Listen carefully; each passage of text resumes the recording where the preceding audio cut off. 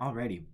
In this episode of Project Rebuild, we are going to start looking into OBS Studio.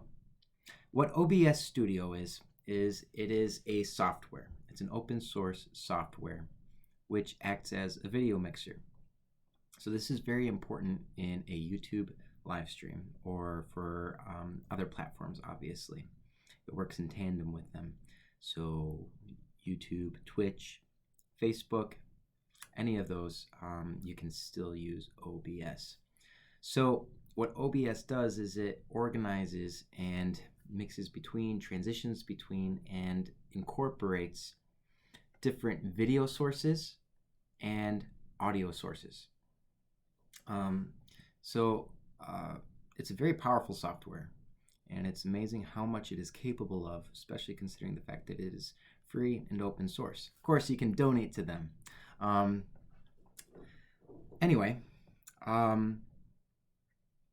That's actually what I'm using to record this video right now.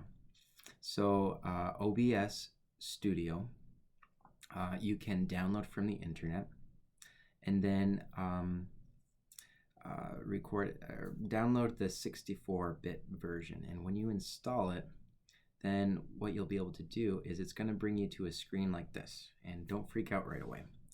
But it's going to bring you to a screen like this. So in the top video, what it's showing is the video that is going to be uploaded to YouTube or to your online platform, or your video that is going to be recorded. So that's the two things it's capable of. It's capable of uploading a live stream video and recording. It can do those things simultaneously even, provided your computer is powerful enough. Now what it cannot do is also output an HDMI signal, almost similar to like ProPresenter or something, and then show that content on like projectors or on TVs. The two things that it does are uploading to live stream and then recording video. It's OBS has been kind of known as the YouTuber's software, and it's really cool that it can be used for church, so that you can begin to live stream your liturgy. Now, if we can begin to break down this view a little bit, can try to make some sense of it. So on the left side, I'm going to try not to delete everything. But if I right click these different views, what I can do is delete them, remove them. Anyway, this left side are scenes. And within each scene, see if I click them, it'll switch between the different displays. Within these scenes are different sources and video inputs. So if I wanted to create a new scene, what I could do is rename it. I'll call it Demonstration 1. I have keyboard shortcuts, so let's not call it 1. Okay, Demonstration 1, or demonstration has been created. And if I clicked it, everything is going to disappear, so watch out. Anyway, what we need are sources and inputs. So the first thing we're going to do is we are going to click this little button over here under Demonstration and press Add. And so when we do that, it's going to give us multiple different inputs that we can incorporate into that scene. And just think of this as layers. So just like Photoshop or even PowerPoint has a certain aspect of layers to it. But in Photoshop, it's especially noticeable. So just imagine you might have your background, maybe a thumbnail or an image, and that is the very back layer. Now, in the foreground, in the foreground, you might have another image overlaid, but only covering a certain part of the image, and it might only be at a certain transparency. It might be a little bit see-through. It might not be completely opaque. And then in front of that one, you have another layer, which might be your text. And then in front of that, you might have something else, or different elements in different parts of the screen. So that's kind of what's going on here in OBS, is you're able to do that and manipulate it. So I think what we can do, we'll see how possible this is since we're kind of multitasking here, is let's manipulate, for our purposes here, display 2. So if we want to start altering what's going on here, is we can right click, lock preview. Now we're actually able to manipulate this, this video box and what's being shown. Now let me show you really quick some of the different inputs we can incorporate. If we go to the plus icon over here, we can add another video capture device. We could either add a new one, or we can add an existing one. Let's say we wanted to add an existing one. We could add surface front camera. Press OK. Now all of a sudden, this has been incorporated, and we can kind of maybe tuck it in the corner over here and have this over here underneath. If I wanted to flip-flop the order, which one is in the foreground and which one is the background, I would simply click and drag. And so now this this input is on top of the other one. So you can select which one is on top, which one is in the foreground. So it's a very powerful software. And so you can even imagine you can have multiple sources going in at the same time. You'll see this a lot in YouTube. You'll see you might have an image frame with dynamic video inside that static frame. If you wanted to do that, what you would end up doing, maybe we can do it quickly. Let's open up Photoshop. I think that's that might be really fun. But let's really quickly readjust this, and we can delete this one. Oops. Display capture. Wow, that's a little confusing. Yep, we want to, wrong one. Well, let's get, we'll get this back up. Alrighty, so if we open up Photoshop, what we can do is, maybe I should rethink this. This is a little bit software intensive. But what we can create is a graphic. And this graphic that we're going to create needs to have the ability to be transparent. JPEGs cannot be transparent. And it's not like the whole thing has to be transparent.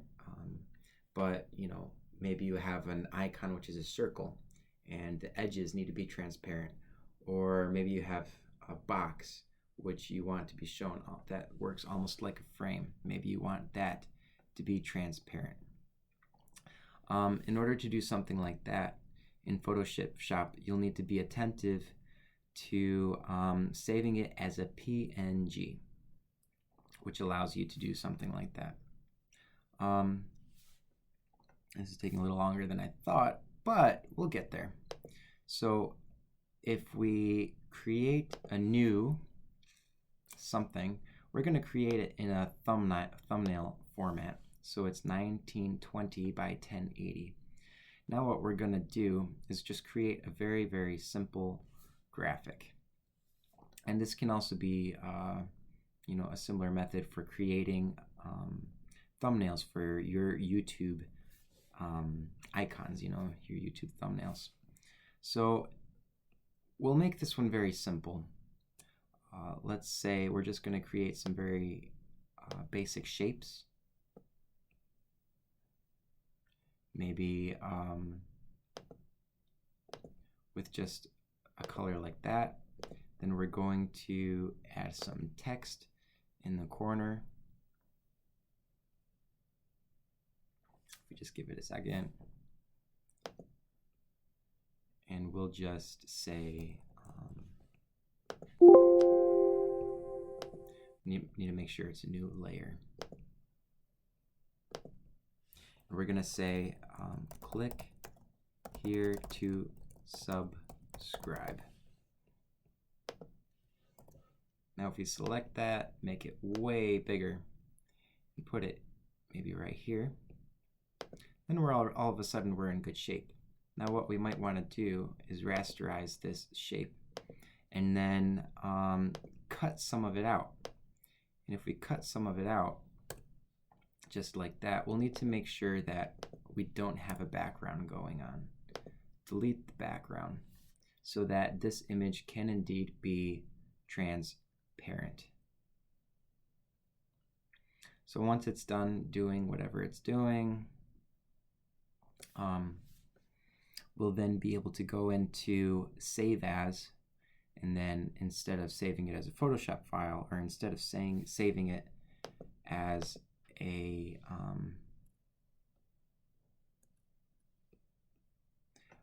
fill, we want it to be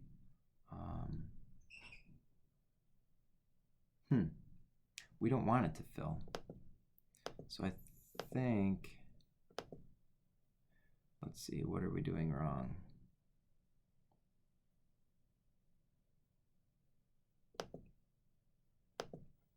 Maybe we need to deselect.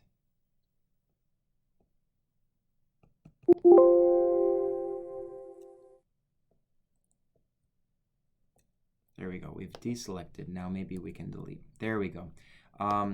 When you have this type of background, this checkerboard background, it typically means that your background is transparent. So there's just a hole in our image. So now if we press Control S, which Control Shift S, which is save, I'm going to save it on my desktop. Now I'm just going to make sure it is a PNG file, and then just call it demonstration again. Boom. All right, we are done with Photoshop for all intents and purposes. Don't even need to save it. So now if we go back into our OBS software, what we're going to do is incorporate that image. So we'll go here to the plus button, image, create new, we'll call it demonstration, just for consistency's sake, demonstration. Demonstration A. And then we are going to navigate to that file which we just created. Demonstration here. There it is. Good. And it already kind of fills the whole screen. Now you see that it is transparent, and the reason for that is this background. We're going to size it so that it's very small and fits right in our little box. There we go. So now it's fitting beautifully in our little box. And that is how YouTubers create some of their content. Just like that. And obviously you can be a little bit more precise in the dimensions so that it does indeed fit. And then we can put our Surface front camera right in front, and now we're able to see everything. So I hope that even just this simple little thing that we've done gives you an idea of how powerful this software is and what can be done. You can have, just like a newscast, you can have just a little strip which goes in the bottom with maybe a logo. You can have your parish logo up in the top right corner using a transparency, just like we set up a transparency with a hole in it here, so you could have a logo that is transparent and overlays on top of your live stream footage. It's a very, very powerful software, and it's really a pleasure to use, especially on a capable computer. This computer I'm using right now is 8 gigabytes of RAM. Use something with 16 if you can help it. Well, this is done. So let's say it is done. So we could then press lock preview. And now, no matter how much we click, this cannot be manipulated further. But let's go back to our typical view. So what we're going to do is we are going to delete this image. Then we are going to rescale this so that we can see everything again, and lock it. So we went through the scenes on the left side here. We went through our sources in the just to the right of it here. There are multiple sources again. You can include even a display capture. That can actually be helpful. Let's say you have a second monitor. You can include the content of that second monitor in your live stream or your recording. You can include a media source. What that means is you just a scene. We can do it a little bit. We'll create a new media source, and then what we'll be able to do is navigate to a particular file. And if we select the file, like Erie Canal, then around the next corner you'll hear hoofs, or you'll see a more mule-drawn barge. But the simplicity and calm we might feel along the canal today was certainly not the reaction of the actual people who built and used the canal. So when we inserted that content, that media content, to this area here, whenever we press this scene, that video automatically begins. You can actually set it whether you want it to begin automatically, whether you want it to loop, or to stop. A couple of those settings are you're able to manipulate. Then you have this section over here, which is an audio mixer. So you can see right now we only have the mic auxiliary microphone really working right now. Now, if there were sounds coming from a computer, so if I were to pull up some music, let's say, and then you would begin to see desktop audio begin to have some action. So if I were to play something,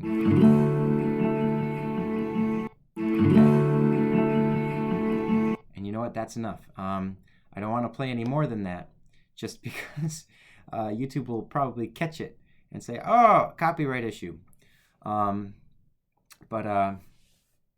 what you would have seen is the desktop audio would have started to be active, and that will be included in the video, which you just heard as well. You can set these sources. So if you go to settings over here, that's where you'll be able to set your audio. So it's this general stream output audio. We're going to audio right now.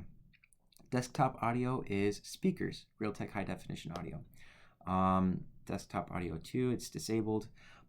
Microphone array, that is what we're hearing right now. And that's the microphone that's being used.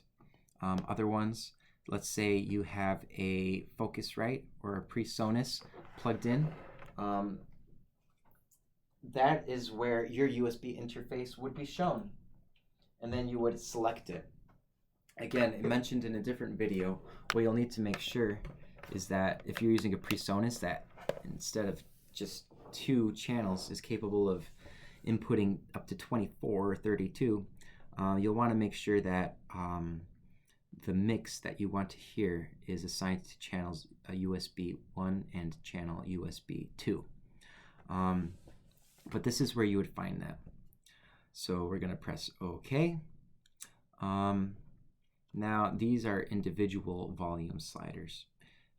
So for the desktop audio, we can set its volume in relation to our microphone volume. Turn this volume down and you'll see how responsive it is. I'm trying to remember exactly where it was. Hopefully get the volume right again. And we'll lower this one again. I think this one was completely up and this one was somewhere there. So let's say you're doing a Zoom conference on a laptop on your live stream computer and you want to incorporate that into your video. So if you have a secondary monitor connected to your live stream computer, so even in this case, if I had another live stream monitor here, I could pull up the software Zoom and then incorporate it as a second display in scenes and then inputs, so that that screen would be shown, but then also make sure that the audio is included, and that would fall under desktop audio, and I need to make sure that level is up. Now for microphone input, that's obviously the laptop in this case, but in a live stream where you're using it for the church, you'll want to make sure you're using your audio USB interface. The one we're using in church right now is Scarlett 2i2, and it's been working beautifully. For youth ministry, we've been using the PreSonus Mixer Straight. You just need to make sure those USB channels are assigned properly, and then you're able to use that big device. So I think that's about it as far as audio.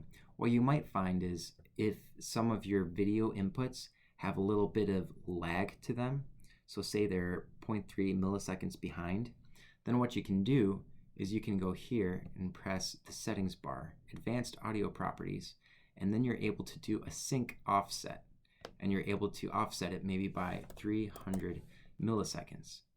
And if I do that, I think I did the right one. Nope, I didn't do the right one. If I do that, now all of a sudden you'll see that the audio is off, is not in sync as it should be. And so we're going to change that again. What's that? You can do all of this in real time. You can do this as you're doing a live stream or a recording. The next thing is this area over here, transitions. Now, when transitions become applicable is if on the right side you'll see that there's something called studio mode. And what this does is, forgive me a little bit, is it gives you two views. And so this will give you two views. So the right side is what people on your live stream are seeing, or your recording is actually going to record. Now the left side is actually just a cue. On the top it says preview, and then on the top of the other one it says program. So preview, what you're able to do is you're able to show your different scenes, which some of them are kind of messed up right now. But we have some different scenes, and you're able to navigate between them. So we can actually do this in real time as we're recording or live streaming. So let's actually implement that image again that we had created earlier. The demonstration A.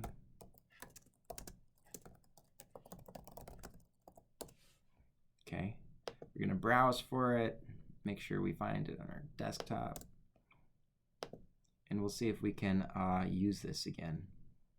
And then we're gonna incorporate a video, no. Okay, if you were trying to find a video encoder, what you would use is video capture device, and then you'll be able to find your video capture devices here by creating new. You can call it something, you can name it something, and it's going to take you to this panel where you're able to see different video encoders and inputs, including your laptop webcams. But your video encoders would show up here, and you're able to set them. Well, right now that's not what we want. We want a display capture. So we're going to add the existing, I think it's surface capture. So if we add surface capture, we can delete some of these old ones, remove. If we double click it, we're able to go back into this window and make sure it's showing what we want it to show. Let's put it in the back of demonstration, and then we're able to unlock this preview and then try to fit it snug into that corner.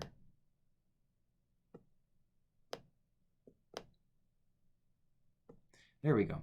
So now when we navigate between these different views, we're just altering our preview source. Now if I wanted to actually show, you see we're stuck. Now I'll tell you why we're stuck. You'll see that this display is still working properly, but I think somewhere along the line I have a double of an input. So one of my inputs is the same, but in two different scenarios. They're named differently. When that happens, your video will go stuck. So let's see if we can fix that and see if we can isolate that where that happened. surface front camera, surface front camera, surface front camera.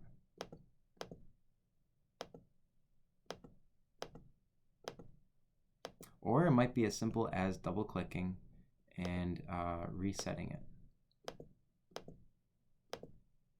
Oh wow, it completely disappeared. Well, I think I would have to actually restart the program. I might have screwed it up royally. But you know, the whole point of this, oh, hot, hot, hot, there we go, we're moving again. So some of this just takes a little bit of playing around, but really what the point I'm trying to get across with playing around right now is what is possible, how powerful this thing is, the fact that you're able to do all this real time. Now, if I wanted to, I'm in studio mode right now, so it has the two different video boxes, you know, 1 and 2. Now, if I want to transition it into program, I can press these transition buttons, transition it in. And so now what was displayed on the one side is now brought in. And this can be super helpful if, for example, you know, you have multiple video sources. You're not exactly sure what is showing what during a live stream. So you kind of want to see what the one is before actually implementing it into your live stream. Well, you're able to queue between them and then see, and then transition it in. So I think we'll probably show this again, and then maybe the face camera. So it's very powerful software. Now, some of the other things that you might find is, let's see, necessary. There are different transitions. You can fade it, swipe it. If you want to select a new one, we can do cut, and then we can, there is a way to bring it here. Quick transitions, cut, there it is. So now instead of fading, it's gonna cut between. Settings. Settings are super important. So I think for a time, I'm going to change what you see so that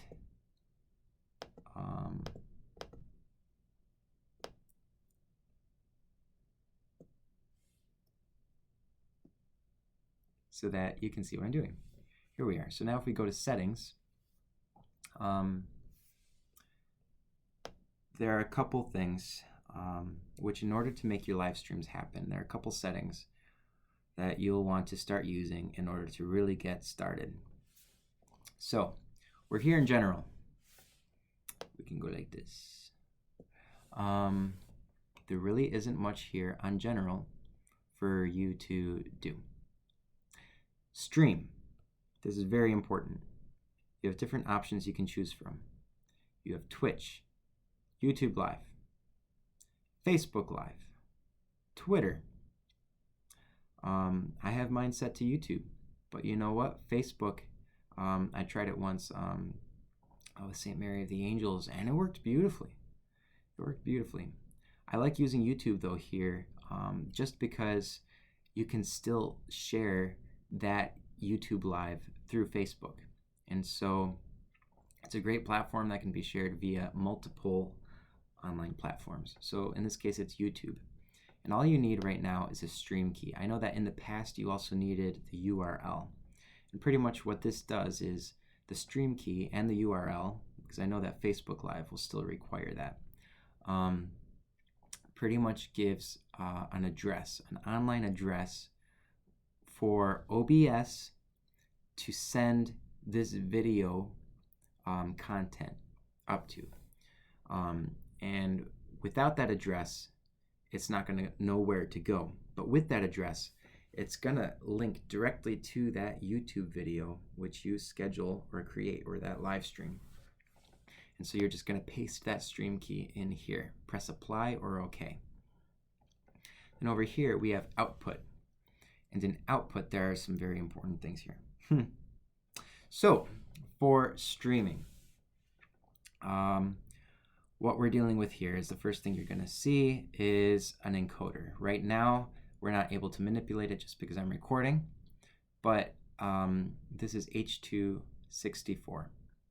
It's an encoding format. which is very much standard, and that's probably what you're going to be using. Use H.264.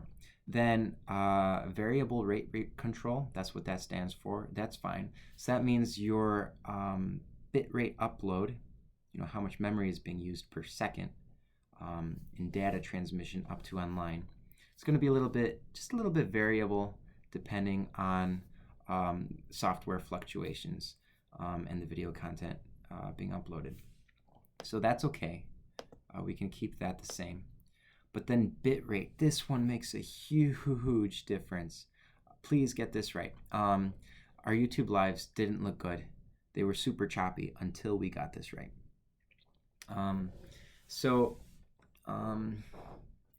Now, YouTube, for example, only, I think, allows for a certain amount of per second data transmission, kilobits per second. And I think it might be between 2 and 3 megabits, or 2,000 to 3,000 kilobits per second. Now, that's actually a lot of memory. Now, what this is set at right now is 1,500 kilobits per second, and that's, I think, 1.5 megabytes per second. That's actually a lot. That is a lot. And that's plenty enough for an HD live stream to happen. Initially, when I got started with OBS, I thought, oh, maybe if I have it higher, then the signal will be better, and maybe it needs to be higher in order to get the frame rate up, because I was dealing with some choppiness off the bat. Well, I had it set at 2,500 kilobits per second, and that slowed it down a lot, honestly, regardless of what computer I used. Now, technically, adjusting this is going to alter the quality of your video, but 1,500 kilobits per second looks amazing. You're not going to have a problem there. Then you have different settings depending on the computer you use. If you have a graphics card on your computer, you'd be able to set that somewhere here. CPU usage, you might need to play with some of these depending on what you're doing. Audio, we took a look at this already a little bit. We were able to set which audios were being used. And then, is there anything else here? Really, nothing else being used. Video. Was there anything else in audio? Okay, back to output. We were looking at the streaming, but now if we look at recording, it's going to give you a couple different options. Again, you're able to independently change your settings. You can select where your files will be saved, in this case, desktop. You'll be able to select it as H.264.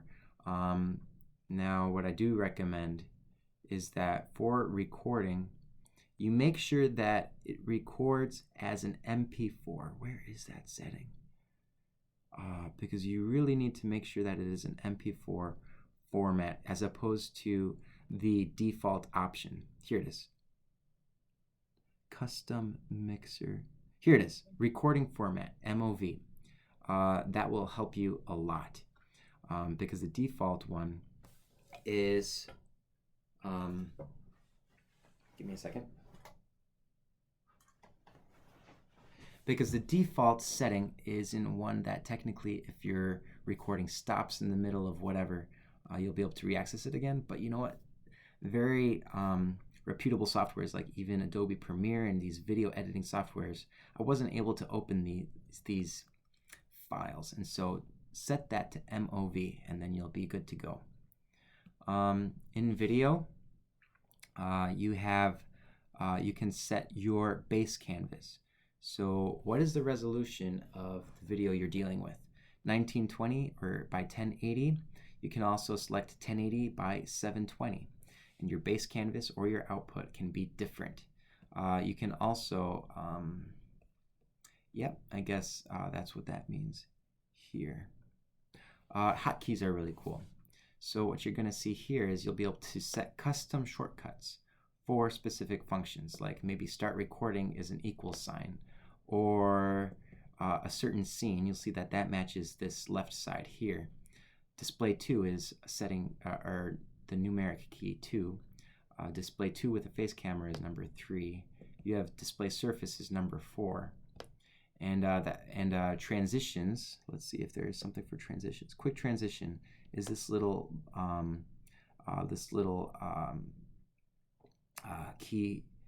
keyboard button here. And so you're able to set all of these things. You press apply and OK. And then using numbers, I'm pressing numbers right now, able to switch between the different views and then transition them in. So that's really cool. So I think we pretty much covered OBS in its basic format, what it's able to do, and how to begin live streaming, and accessing the live stream keys. I think audio bitrate set that at 160. That's honestly the highest you can get through YouTube, and you'll be good to go. So I hope this helps, at least if it's a good introduction. So I think episode on OBS Studio. Check.